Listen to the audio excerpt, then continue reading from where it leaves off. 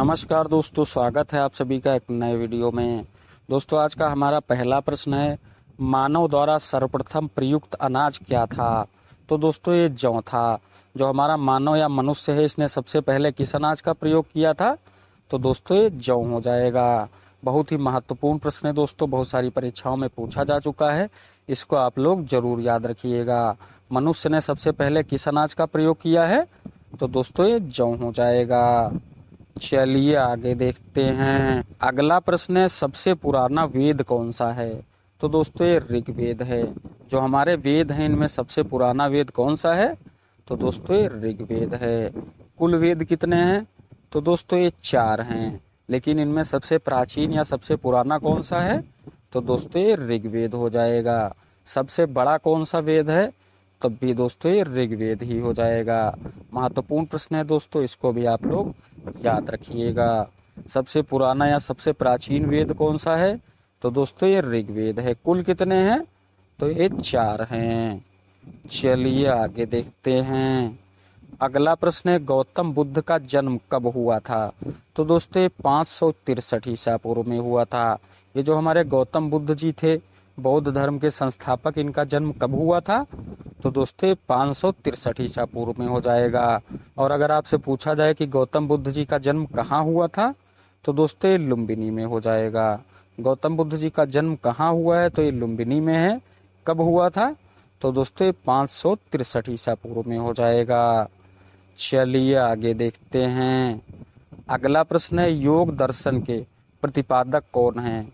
तो दोस्तों, ये पतंजलि जी हैं। योग दर्शन की शुरुआत या प्रतिपादन किसने किया है? तो दोस्तों, ये पतंजलि जी ने किया है।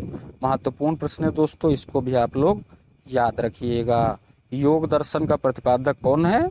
तो दोस्तों, ये पतंजलि जी हैं। अच्छा, अगर आपसे पूछा जाए कि न्याय दर्शन का प्रतिपादन किसने किया था?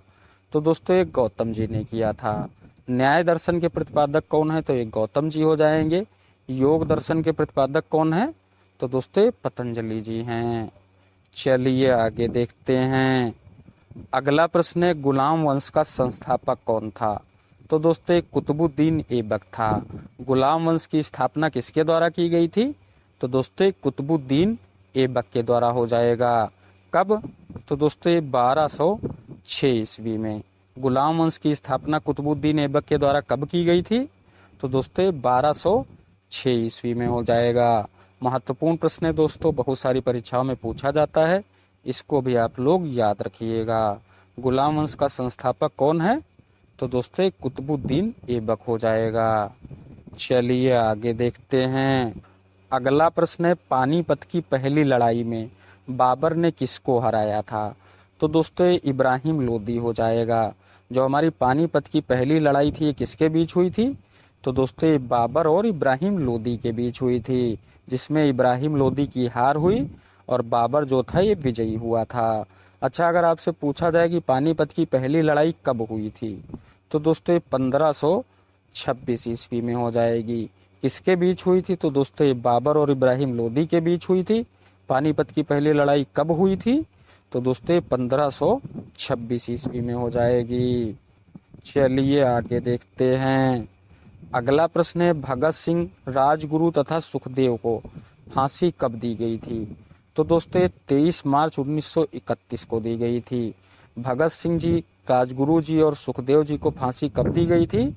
तो दोस्तों, 23 मार्च 1931 को हो जाएगा। बहुत ही महत्वपूर्ण प्रश्न है दोस्तों, बहुत सारी परीक्षाओं में पूछा जाता है।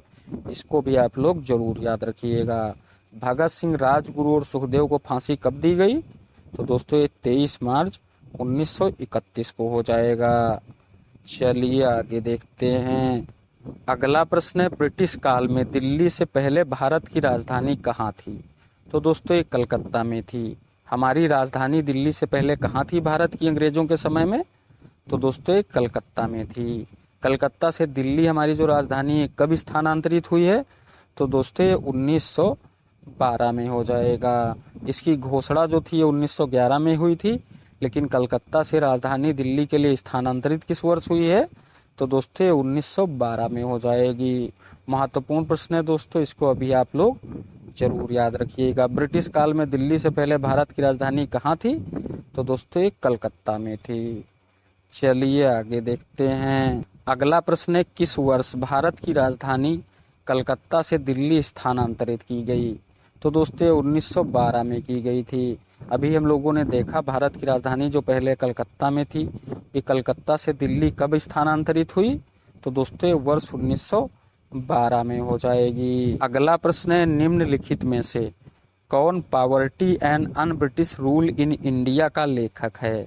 तो दोस्तों ये दादा भाई नौरोजी जी हैं। ये जो किताब है poverty and un British rule in India, इसके लेखक कौन हैं? तो दोस्तों ये दादा भाई नौरोजी जी हो जाएंगे। बहुत ही महत्वपूर्ण प्रश्न है दोस्तों, बहुत सारी परीक्षाओं में आपसे पूछा जाता है, इसको भी आप लोग जरूर याद रखिएगा। Poverty and un British rule in India के लेखक कौन है? तो दोस्तों ये दादा भाई नौरोजी जी हैं। दोस्तों सभी प्रश्न महत्वपूर्ण थे, परीक्षाओं में पूछे हुए थे। वीडियो कैसी लगी कमेंट करके ज़रूर बताएं, और चैनल पर नए हैं तो चैनल को सब्सक्राइब और वीडियो को लाइक ज़रूर करें। नमस्कार, धन्यवाद।